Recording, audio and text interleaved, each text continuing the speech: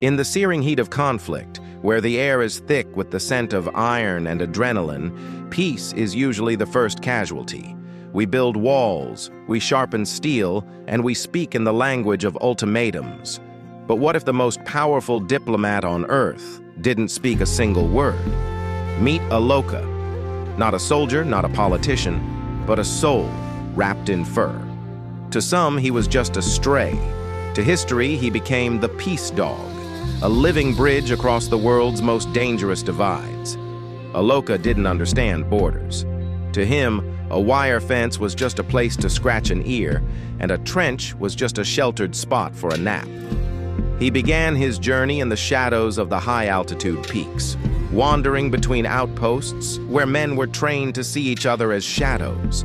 But Aloka saw the humanity beneath the uniform. He carried no weapons, only an infectious, undeniable serenity. He became the only living creature allowed to cross no man's land without a permit. Why? Because you cannot declare war on a creature that offers nothing but unconditional love.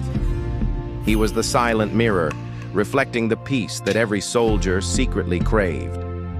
Think of the sheer defiance in his wagging tail. While the world screamed in fury, Aloka whispered in stillness. He broke the most rigid of hearts. Soldiers who hadn't smiled in months found themselves kneeling in the dirt, sharing their meager rations with a dog who didn't care which flag they flew. He was a catalyst for micro-truces. For a few minutes every day, the guns stayed silent because Aloka was napping in the middle of the road. In those moments, he transformed a zone of death into a sanctuary of life.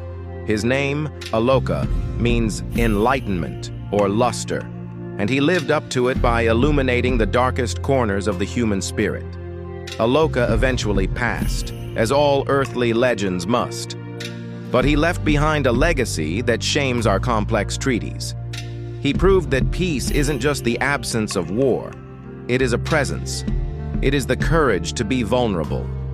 It is the audacity to walk into a space of hate and offer a paw instead of a fist. He remains a symbol for every peacekeeper, every humanitarian, and every soul who believes that kindness is the ultimate superpower. Aloka didn't change the laws of nations, but he changed the hearts of the men who guarded them. Today, the world is still loud, the divides are still deep, but somewhere in the silence, the spirit of Aloka still wanders. He reminds us that even in the harshest winter of human conflict, a single spark of warmth can start a thaw. The question isn't whether peace is possible. The question is, are we brave enough to be more like Aloka?